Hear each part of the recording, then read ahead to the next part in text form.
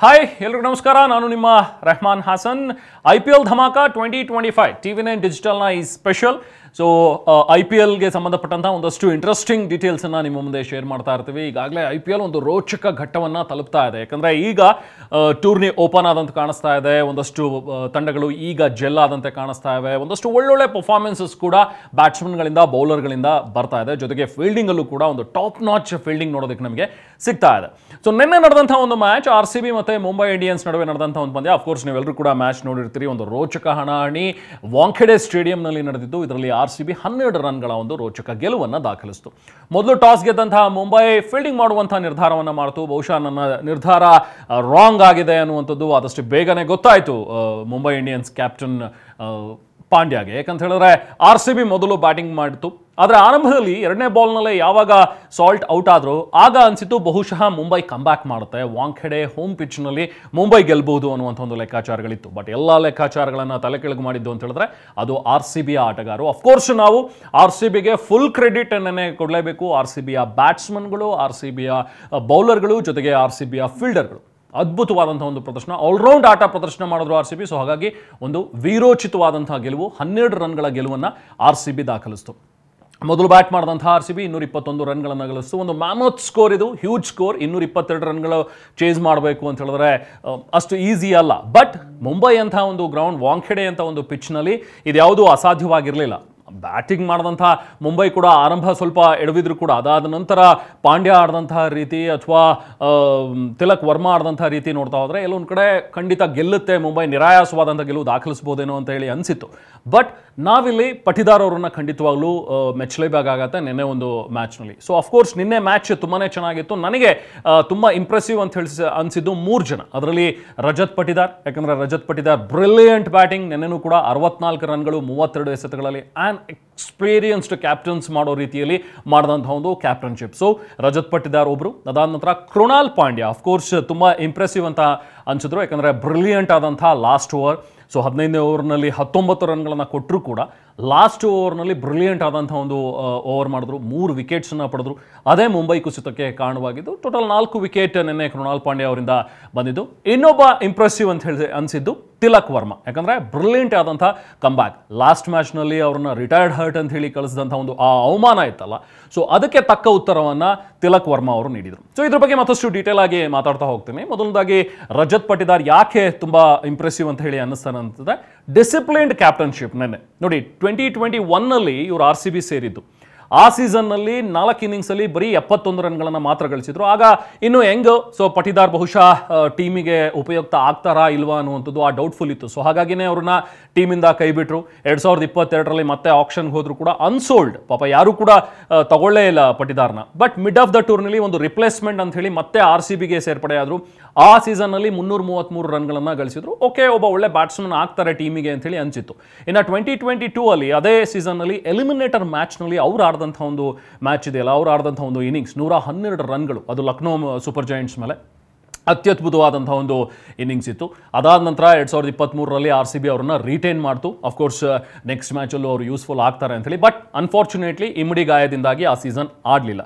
So next 2024 ಅಷ್ಟೇನು ತುಂಬಾ ಅದ್ಭುತವಾದಂಥ ಪ್ರದರ್ಶನ ಅಂತ ಹೇಳಿ ಅನ್ನಿಸ್ಲಿಲ್ಲ. 30 ಆವ್ರೇಜ್ ಇತ್ತು, 177 ಸ್ಟ್ರೈಕ್ ರೇಟ್ ಇದ್ದರೂ ಕೂಡ 13 ಇನ್ನಿಂಗ್ಸ್ನಲ್ಲಿ 395 ರನ್ಗಳನ್ನು ಗಳಿಸಿದ ಮಾತ್ರ.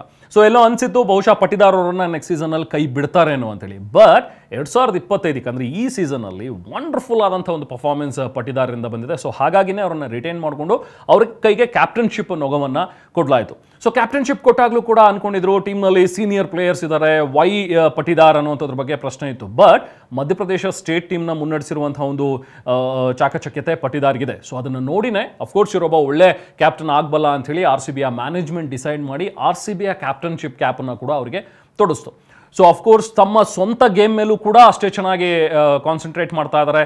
ಎಲ್ಲ ಇನ್ನಿಂಗ್ಸ್ನಲ್ಲೂ ಕೂಡ ಒಳ್ಳೆಯ ಸ್ಕೋರ್ ಮಾಡ್ತಾ ಇದ್ದಾರೆ. ಜೊತೆಗೆ ಕ್ಯಾಪ್ಟನ್ಶಿಪ್ ನೊಗವನ್ನು ಕೂಡ ಚೆನ್ನಾಗಿ ಹೊತ್ತಿದ್ದಾರೆ. ಅದರಲ್ಲೂ ಕೂಡ ಬೌಲರ್ಗಳನ್ನು ಬಳಸೋ ರೀತಿ ಇದೆಯಲ್ಲ, ರೊಟೇಟ್ ಮಾಡೋ ರೀತಿ, ಅದು ಖಂಡಿತವಾಗ್ಲೂ ಮೆಚ್ಚುಗೆಗೆ ಪಾತ್ರವಾಗುವಂಥದ್ದು. ನಿನ್ನೆ ಗೇಮ್ನಲ್ಲೂ ಕೂಡ ಅಬ್ಸರ್ವ್ ಮಾಡಿ, ನಿನ್ನೆ ಭುವನೇಶ್ವರ್ ಕುಮಾರ್ ಅವ್ರನ್ನ ಅಥವಾ ಜೋಶ್ ಹೇಜಲ್ವುಡ್ ಅವ್ರನ್ನ ಅವರು ತಂದಿದ್ದ ರೀತಿ, ಪಾರ್ಟ್ನರ್ಶಿಪ್ನ ಬ್ರೇಕ್ ಮಾಡೋದಕ್ಕೆ ಸ್ಪಿನ್ನರನ್ನು ಇಳಿಸಿದ ರೀತಿ, ಇದೆಲ್ಲವೂ ಕೂಡ ತುಂಬ ಚೆನ್ನಾಗಿದೆ. ನೋಡಿ, ತನ್ನ ಬೌಲರ್ಗಳ ಮೇಲೆ ವಿಶ್ವಾಸ ಇಟ್ಟಿದ್ರು ಪಟಿದಾರ್. ಹಾಗಾಗಿನೇ ನಿನ್ನೆ ಗೆಲ್ಲೋದಕ್ಕೆ ಸಾಧ್ಯವಾಯಿತು. 5 ಬೌಲರ್ ಮಾತ್ರ ಬಳಸಿದ್ದಾರೆ. ಕರೆಕ್ಟಾಗಿ 5 ಜನ ಬೌಲರ್ಸ್ 4 ಓವರ್ ಎಲ್ಲರಿಂದನೂ ಕೂಡ ಮಾಡಿಸಿದ್ದಾರೆ. ಕೆಲವೊಂದು ಸತಿ ಕಾಸ್ಟ್ಲಿ ಆದ್ರು ಅಂತ ಹೇಳಿ ಅನ್ಸಿದ್ರು ಕೂಡ. ಈಗ ನೋಡಿ, ಪ್ರೀವಿಯಸ್ ಓವರ್ನಲ್ಲಿ 15ನೇ ಓವರ್ ಮಾಡಿಸಿದಂಥ ಕೃಣಾಲ್ ಪಾಂಡ್ಯ 19 ರನ್ಗಳನ್ನು ಕೊಟ್ಟಿದ್ರು. ಬಟ್ ಅವ್ರ ಮೇಲೆ ವಿಶ್ವಾಸ ಇಟ್ಟು ಡೆತ್ ಓವರ್, ಕೊನೆ ಓವರ್ನ ಕೃಣಾಲ್ ಪಾಂಡ್ಯ ಅವ್ರ ಹತ್ರ ಮಾಡಿಸಿದ್ರು. 3 ವಿಕೆಟನ್ನು ಪಡೆದು ಟೀಮನ್ನ ಗೆಲ್ಲಿಸ್ಕೊಟ್ರು. ಸೊ ಸ್ವತಃ ಕೃಣಾಲ್ ಪಾಂಡ್ಯ ಕೂಡ ಅದ್ರ ಬಗ್ಗೆ ಮೆಚ್ಚುಗೆ ವ್ಯಕ್ತಪಡಿಸಿದ್ದಾರೆ. ನನ್ನ ಕ್ಯಾಪ್ಟನ್ ನನಗೆ ಬ್ಯಾಕ್ ಮಾಡಿದ್ದಕ್ಕೆ ನಾನು ಇಷ್ಟೊಂದು ಚೆನ್ನಾಗಿ ಪರ್ಫಾರ್ಮ್ ಮಾಡೋದಕ್ಕಾಯ್ತು ಅಂತೇಳಿ. ಸೊ ಹಾಗಾಗಿ ಪಟಿದಾರ್ ಅವರಿಗೆ ನಾವೊಂದು ಕ್ರೆಡಿಟನ್ನು ಕೊಡಲೇಬೇಕು ನಿನ್ನೆ ಮ್ಯಾಚ್ನಲ್ಲಿ. ಸೊ ಅಫ್ಕೋರ್ಸ್ ಒಂದು ಮ್ಯಾಚ್ ಆದಮೇಲೆ ಪಟಿದಾರ್ ಮಾತಾಡಿದ್ದು, it's a team effort. Virat Kohli ಚೆನ್ನಾಗಿ ಆಡಿದ್ರು, ಜೊತೆಗೆ ಜಿತೇಶ್ ಅವರ ಒಂದು ಕ್ಯಾಮಿಯೋ ರೋಲ್, ಹಾಗೆ ಪಟಿದಾರ್ ಸ್ವತಃ ತಾವು ಆಡಿದಂಥ ರೀತಿ, ಕೃಣಾಲ್ ಪಾಂಡ್ಯ, ಬೇರೆ ಎಲ್ಲ ಬೌಲರ್ಸ್ಗಳು ಕೂಡ ಪರ್ಫಾರ್ಮ್ ಮಾಡಿದಂಥ ರೀತಿ, ಆ್ಯಂಡ್ ಅತ್ಯದ್ಭುತವಾದಂಥ ಒಂದು ಕ್ಯಾಚ್. ಸೊ ಅದು ಬಹುಶಃ ಇಲ್ಲಿ ಟರ್ನಿಂಗ್ ಪಾಯಿಂಟ್ ಅಂದ್ರೂ ಕೂಡ ನಾವು ತಪ್ಪಾಗ್ಲಿಕ್ಕಿಲ್ಲ. ಚಹರ್ ಅವರ ಒಂದು ಕ್ಯಾಚನ್ನು ತೊಗೊಂಡಿದ್ದು, ಫಿಲ್ ಸಾಲ್ಟ್ ಮತ್ತು ಟಿಮ್ ಡೇವಿಡ್ ಜಂಟಿಯಾಗಿ ತೊಗೊಂಡ್ರಲ್ಲ ಒಂದು ರಿಲೇ ಕ್ಯಾಚ್. ಸೊ ಅದು ಕೂಡ ಅದ್ಭುತವಾಗಿತ್ತು. ಅಲ್ಲಿ ಮ್ಯಾಚ್ ಟರ್ನ್ ಆಗ್ತಾ ಬಂತು. ಮುಂಬೈ ಕಡೆ ವಾಲಿದ್ದಂತಹ ಮ್ಯಾಚನ್ನ ಮತ್ತೆ ವಾಪಸ್ RCBಗೆ ತಂದುಕೊಟ್ಟಿದ್ದು ಅದರಲ್ಲಿ ಕೃಣಾಲ್ ಪಾಂಡ್ಯ ಅವರ ಎಫರ್ಟ್, ಜೊತೆಗೆ ಫೀಲ್ಡಿಂಗ್ ಮಾಡಿದಂಥ ಒಂದು ಅತ್ಯದ್ಭುತವಾದಂಥ ಒಂದು ಫೀಲ್ಡರ್ಸ್. ಸೊ ಹಾಗಾಗಿ ನಿನ್ನೆ RCB ಗೆಲುವನ್ನು ದಾಖಲಿಸಿತು. ಇನ್ನು ಕೃಣಾಲ್ ಪಾಂಡ್ಯ ಬಗ್ಗೆ ಯಾಕೆ ಇಂಪ್ರೆಸಿವ್ ಅನ್ನಿಸ್ತಾರೆ ಅಂತ ಹೇಳಿದ್ರೆ, ನಾನು ಆಗಲೇ ಹೇಳಿದೆ 15ನೇ ಓವರ್ನಲ್ಲಿ ಅವ್ರನ್ನ ಪಾರ್ಟ್ನರ್ಶಿಪ್ ಬ್ರೇಕ್ ಮಾಡೋದಕ್ಕೆ ಪಾಂಡ್ಯ ಮತ್ತು ತಿಲಕ್ ವರ್ಮಾ ಆಡ್ತಾ ಇದ್ರು. ತುಂಬಾ ಚೆನ್ನಾಗಿತ್ತು ಅವರ ಬ್ಯಾಟಿಂಗ್. ಸೊ ಅದನ್ನು ಬ್ರೇಕ್ ಮಾಡೋದಕ್ಕೆ ಅಂತ ಹೇಳಿ ತಂದರು ಅವ್ರನ್ನ 15ನೇ ಓವರ್. ಬಟ್ ಅನ್ಫಾರ್ಚುನೇಟ್ಲಿ 19 ರನ್ಗಳನ್ನು ಕೊಟ್ಟರು ಆ ಓವರ್ನಲ್ಲಿ. ಯಾಕಂದರೆ ಪಾಂಡ್ಯ ಜೂನಿಯರ್ ಪಾಂಡ್ಯ ಅಂದರೆ ಕೃಣಾಲ್ ಪಾಂಡ್ಯ ಸೀನಿಯರ್, ಯಾಕಂದರೆ ಅಣ್ಣ ಆಗ್ತಾರೆ ತಮ್ಮ ಹಾರ್ದಿಕ್ ಪಾಂಡ್ಯ. ಸೊ ಅವರು ಕೃಣಾಲ್ ಪಾಂಡ್ಯ ಬೌಲಿಂಗ್ನಲ್ಲಿ ಸಿಕ್ಸರ್ಗಳನ್ನು ಬಾರಿಸಿ 19 ರನ್ಗಳನ್ನು ಚುಚ್ಚಿದಾಗ ಎಲ್ಲೋ ಅನಿಸಿತ್ತು ಯಾಕೋ ಕೃಣಾಲ್ ಪಾಂಡ್ಯ ಅವರಿಗೆ ಇವತ್ತಿನ ದಿನ ಅಲ್ವೇನೋ ಅಂತೇಳಿ. ಬಟ್ ಪಟಿದಾರ್ ಅವರಿಗೆ ವಿಶ್ವಾಸ ಆಯಿತು. ಹಾಗಾಗಿನೇ ಲಾಸ್ಟ್ ಓವರ್ ಅವರಿಗೆ ಮತ್ತೆ ಕೊಟ್ಟರು. 19 ರನ್ ಬೇಕಿದ್ದಾಗ ಬರೀ 6 ರನ್ಗಳನ್ನು ಕೊಟ್ಟು 3 ವಿಕೆಟ್ಗಳನ್ನು ಪಡೆದರು. ಅದರಲ್ಲೂ ಮಿಶೆಲ್ ಸ್ಯಾಂಟ್ನರ್, ದೀಪಕ್ ಚಹಾರ್ ಮತ್ತು ನಮನ್ ಧೀರ್ 3 ಜನ ಸ್ಫೋಟಕವಾದಂಥ ಬ್ಯಾಟ್ಸ್ಮನ್ಗಳೇ. ಯಾಕಂದರೆ ಡೆತ್ ಓವರ್ಗಳಲ್ಲಿ ಬಂದು ಏನಿದ್ರು ಬೌಂಡ್ರಿ ಸಿಕ್ಸರ್ಗಳನ್ನು ಬಾರಿಸುವ ಒಂದು ಮೂಡ್ನಲ್ಲೇ ಇದ್ದಂತಹ ಸ್ಯಾಂಟ್ನರ್, ಚಹರ್ ಮತ್ತು ನಮನ್ ಧೀರ್ 3 ಜನರನ್ನ ಬ್ರಿಲಿಯಂಟ್ ಆಗಿ ಔಟ್ ಮಾಡಿದ್ರು. ಸೊ ಕಮ್ ಬ್ಯಾಕ್ ಬ್ರಿಲಿಯಂಟ್ ಆಗಿತ್ತು ಕೃಣಾಲ್ ಪಾಂಡ್ಯ. ಸೊ ಹಾಗಾಗಿ ಇಂಪ್ರೆಸಿವ್ ಅನ್ಸಿದ್ರು. ಮತ್ತೊಬ್ಬ ಇಂಪ್ರೆಸಿವ್ ಅನಿಸಿದ್ದು ಅಂತ ಹೇಳಿದ್ರೆ ತಿಲಕ್ ವರ್ಮಾ. ಬಿಕಾಸ್ ಲಾಸ್ಟ್ ಮ್ಯಾಚ್ನಲ್ಲಿ 25 ರನ್ ಗಳಿಸಿದ್ರು, 23 ಬಾಲಲ್ಲಿ ತುಂಬ ಸ್ಲೋ ಆಗಿ ಆಡ್ತಿದ್ದಾರೆ ಅಂತ ಹೇಳಿ ಅವ್ರನ್ನ ರಿಟೈರ್ಡ್ ಹರ್ಟ್ ಮಾಡಿದ್ರು. ಆದರೆ ನಿನ್ನೆ ಮ್ಯಾಚ್ನಲ್ಲಿ 56 ರನ್ಗಳು 29 ಬಾಲ್ನಲ್ಲಿ ಗ್ರೇಟ್ ಕಮ್ ಬ್ಯಾಕ್.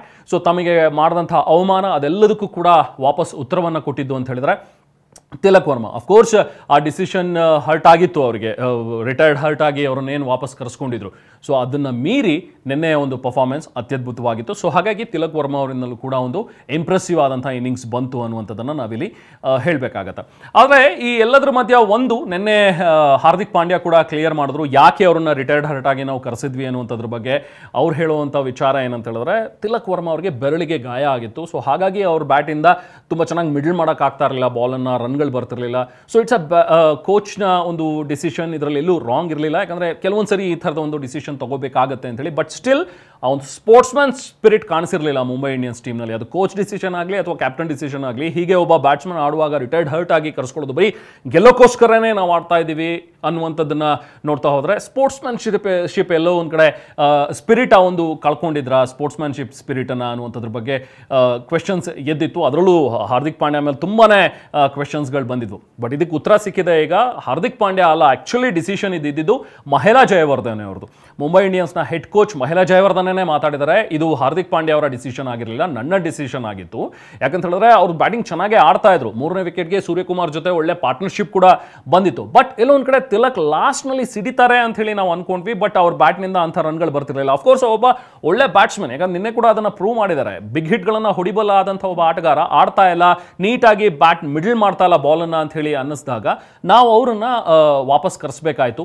ಸೊ ಕೊನೆ ಓವರ್ನಲ್ಲಿ ಕೊನೆ ಕ್ಷಣಗಳಲ್ಲಿ ನಮಗೆ ಒಬ್ಬ ಒಳ್ಳೆ ಹಿಟ್ಟರ್ ಬೇಕಿತ್ತು. ಸೊ ಹಾಗಾಗಿ ಅವ್ರನ್ನ ರಿಟೈರ್ಡ್ ಹರ್ಟ್ ಆಗಿ ಕಳಿಸಿ ನೆಕ್ಸ್ಟ್ ಸ್ಯಾಂಟ್ನರ್ ಅವರನ್ನು ನಾವು ಕಳಿಸಿದ್ದು. ಇದು ನನ್ನ ಡಿಸಿಷನ್ ಆಗಿತ್ತು ಹೊರತು ಪಾಂಡ್ಯ ಅವರ ಕಾಲ್ ಆಗಿರಲಿಲ್ಲ. ನನಗೂ ಗೊತ್ತು ಈ ಥರದ್ದು ಮಾಡೋದು ಒಳ್ಳೇದಲ್ಲ ಅಂತೇಳಿ. ಬಟ್ ಕೆಲವೊಮ್ಮೆ ಮ್ಯಾಚ್ ಗೆಲ್ಲೋದಕ್ಕೆ ಇಂಥದ್ದು ಟಫ್ ಡಿಸಿಷನ್ ಮಾಡಬೇಕಾಗತ್ತೆ ಅನ್ನುವಂಥದ್ದನ್ನು ಮಹೇಲಾ ಜಯವರ್ಧನೆ ಕೂಡ ಹೇಳ್ಕೊಂಡಿದ್ದಾರೆ. ಹಾಗೆ ಹಾರ್ದಿಕ್ ಪಾಂಡ್ಯ ಕೂಡ ಅಫ್ಕೋರ್ಸ್ ಇದು ಬೇಸರದ ಸಂಗತಿ ಆದರೂ ಕೂಡ ಕೆಲವೊಂದು ಸತಿ ಈ ಥರದ ಟಫ್ ಡಿಸಿಷನ್ ತೊಗೊಳ್ಬೇಕಾಗತ್ತೆ ಅನ್ನುವಂಥದ್ದನ್ನು ಹೇಳಿದ್ದಾರೆ.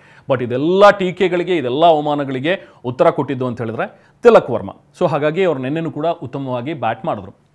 ಇನ್ನು ಮೇನ್ ಥಿಂಗ್ ನೆನ್ನೆ ಮ್ಯಾಚ್ನಲ್ಲಿ ನಾವು ಮಾತಾಡಬೇಕು ಅಂತ ಹೇಳಿದ್ರೆ ಅದು ಹಾರ್ದಿಕ್ ಪಾಂಡ್ಯ ಅವ್ರ ಬಗ್ಗೆ. ನೋಡಿ, individually Hardik Pandya is a brilliant player, ಅದ್ರ ಬಗ್ಗೆ ನೋ ಡೌಟ್. ಬೌಲಿಂಗ್ ಆಗಲಿ ಬ್ಯಾಟಿಂಗ್ ಆಗಲಿ ಎರಡರಲ್ಲೂ ಕೂಡ ಕಮಾಲ್ ಮಾಡ್ಬೋದಾದಂಥ ಆಟಗಾರ. ಬಟ್ ಆಸ್ ಎ ಕ್ಯಾಪ್ಟನ್ ಅವರು ಎಡುತ್ತಾ ಇದ್ದಾರೆ ಅನ್ನುವಂಥದ್ದನ್ನು ನಾವಿಲ್ಲಿ ಒಪ್ಕೊಳ್ಳೇಬೇಕು. ನೋಡಿ, ಲಾಸ್ಟ್ ಮ್ಯಾಚ್ನಲ್ಲಿ 5 ವಿಕೆಟು, ನಿನ್ನೆ ಮ್ಯಾಚ್ನಲ್ಲೂ ಕೂಡ 2 ವಿಕೆಟು ಪ್ಲಸ್ 42 ರನ್ಗಳು 15 ಬಾಲ್ನಲ್ಲಿ. ಸೊ T20ಗೆ ಒಬ್ಬ ಟೈಲರ್ ಮೇಡ್ ಆಟಗಾರ ಅಂತ ಹೇಳಿದ್ರೆ ಅದು ಹಾರ್ದಿಕ್ ಪಾಂಡ್ಯ. ಬಟ್ ಕ್ಯಾಪ್ಟನ್ ಆಗಿ ಎಡುತ್ತಾ ಇದ್ದಾರೆ. ಲಾಸ್ಟ್ ಸೀಸನ್ನಲ್ಲೂ ಕೂಡ ಅವರು ಮುಂಬೈಗೆ ಚೆನ್ನಾಗಿ ಪರ್ಫಾರ್ಮ್ ಮಾಡಲಿಲ್ಲ, 10ನೇ ಕ್ರಮಾಂಕಕ್ಕೆ ಹೋಯಿತು ಮುಂಬೈ. ಸೊ ಜೊತೆಗೆ ಇಲ್ಲೂ ಕೂಡ 10 ಮ್ಯಾಚ್ಗಳನ್ನು ಸೋಲ್ಬೇಕಾಯಿತು ಮುಂಬೈ ಲಾಸ್ಟ್ ಸೀಸನ್ನಲ್ಲಿ. ಈ ಸೀಸನ್ನಲ್ಲೂ ಕೂಡ 1 ಮ್ಯಾಚ್ ಮಾತ್ರ ಗೆದ್ದಿದೆ. ಬ್ಯಾಕ್ ಟು ಬ್ಯಾಕ್ ಸೋಲ್ಗಳನ್ನು ಅನುಭವಿಸ್ತಾ ಇದೆ ಮುಂಬೈ.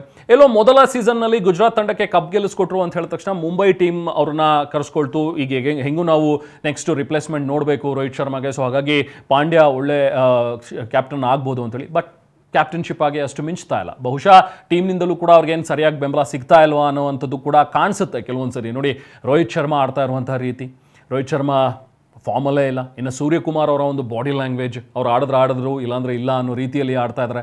ರಿಕಲ್ಟನ್ರಿಂದ ಒಳ್ಳೆ ರನ್ಗಳು ಬರ್ತಾ ಇಲ್ಲ. ಬೂಮ್ರಾ ಬಂದು ಬೌಲಿಂಗ್ ಲೈನಪ್ ತುಂಬ ಸ್ಟ್ರಾಂಗ್ ಆಗುತ್ತೆ ಅಂತೇಳಿ ಅಂದ್ಕೊಂಡ್ವಿ. ಬೂಮ್ರಾ ಇಂಡಿವಿಜುವಲಿ ಚೆನ್ನಾಗೇ ಮಾಡಿದ್ರು. 4 ಓವರಲ್ಲಿ 29 ರನ್ನು, 7.25 ಎಕಾನಮಿ, ಉತ್ತಮವಾದಂಥ ಒಂದು ಬೌಲಿಂಗ್. ಬಟ್ ಪಾಂಡ್ಯ ಒಂದು ಟೀಮನ್ನು ಮುನ್ನಡೆಸೋದ್ರಲ್ಲಿ ಎಲ್ಲೋ ಎಡುತ್ತಾ ಇದ್ದಾರೆ. ಸೊ ಹಾಗಾಗಿ ಬಹುಶಃ ಮುಂಬೈ ಇಂಡಿಯನ್ಸ್ ಮುಂದಿನ ದಿನಗಳಲ್ಲಿ ಗೆಲ್ಲಬೇಕು ಅನ್ನುವಂಥ ಒಂದು ಛಲ ತೋರಿಸೋದಾದರೆ this is a high time ಅಂಥೇಳಿ ಪ್ರಶ್ನೆ ಖಂಡಿತವಾಗ್ಲೂ ಕಾಡುತ್ತೆ. ಇದನ್ನು ಮುಂಬೈ ಮ್ಯಾನೇಜ್ಮೆಂಟ್ ಕೂಡ ಯೋಚನೆ ಮಾಡಲೇಬೇಕಾಗತ್ತೆ. ಅಫ್ಕೋರ್ಸ್ ಮುಂಬೈ ಟೀಮ್ನಲ್ಲಿ ಇದ್ದಾರೆ ಒಳ್ಳೊಳ್ಳೆ ಆಟಗಾರರು. ಸೂರ್ಯಕುಮಾರ್ ಯಾದವ್ ಅವರನ್ನ ಟೆಸ್ಟ್ ಮಾಡಿದ್ದಾರೆ, ಜೊತೆಗೆ ರೋಹಿತ್ ಶರ್ಮಾ ಅಂತೂ ಪ್ರೂವನ್ ಕ್ಯಾಪ್ಟನ್. ಬಟ್ ಅವರೆಲ್ಲರನ್ನೂ ಹೊರತುಪಡಿಸಿ ನಾವು ಪಾಂಡ್ಯ ಅವ್ರ ಮೇಲೇ ಡಿಪೆಂಡೆನ್ಸಿ ಹೆಚ್ಚು ತೋರಿಸ್ತಾ ಇದೆ ಮುಂಬೈ ಟೀಮ್. ಬಟ್ ಈಗ ಹೈ ಟೈಮ್ ಅಂತ ಅನಿಸುತ್ತೆ. ಬೂಮ್ರಾ ಕೂಡ ವಾಪಸ್ ಬಂದಿದ್ದಾರೆ. ಸೊ ಹಾಗಾಗಿ ಬೂಮ್ರಾ ಒಬ್ಬ ಒಳ್ಳೆ ಕ್ಯಾಪ್ಟನ್ ಆಗಬಹುದು. ಸೊ ಟೀಮ್ಗೆ ಒಂದು ಸ್ವಲ್ಪ ರಿಫ್ರೆಶ್ಮೆಂಟ್ ಬೇಕು ಅಂತ ಹೇಳಿ ಅನ್ಸಿದ್ರೆ ಖಂಡಿತವಾಗ್ಲೂ ಮುಂದಿನ ದಿನಗಳಲ್ಲಿ, ಮುಂದಿನ ಮ್ಯಾಚ್ಗಳಲ್ಲಿ ಬೂಮ್ರಾ ಅವರಿಗೆ ಕ್ಯಾಪ್ಟನ್ಶಿಪ್ ಕೊಟ್ಟರೆ ಬಹುಶಃ ಮುಂಬೈ ಟೀಮ್ ಮತ್ತೆ ರೆಜ್ಯೂನೇಟ್ ಆಗಬಹುದಾ ಅನ್ನುವಂಥ ಒಂದು ಪ್ರಶ್ನೆ ಕಾಡ್ತಾ ಇದೆ. ಸೊ ಹಾಗಾಗಿ ನಿಮಗೇನು ಅನ್ಸುತ್ತೆ ಕಮೆಂಟ್ ಮಾಡಿ ತಿಳಿಸಿ. ಬೂಮ್ರಾ ಅವರಿಗೆ ಕ್ಯಾಪ್ಟನ್ಶಿಪ್ ಇಲ್ಲಿ ಹಸ್ತಾಂತರಿಸಬೇಕಾ ಅಥವಾ ಪಾಂಡ್ಯನೇ ಕ್ಯಾಪ್ಟನ್ಶಿಪ್ ಮುಂದುವರಿಸಬೇಕಾ ಮುಂಬೈ ಟೀಮ್ನಲ್ಲಿ ಅನ್ನುವಂಥದ್ದು ನಿಮಗೇನು ಅನ್ಸುತ್ತೆ ಅನ್ನುವಂಥದ್ದನ್ನು ನಮಗೆ ಕಮೆಂಟ್ ಮಾಡಿ ತಿಳಿಸ್ಬೋದು. This is Rehman signing off. Bye.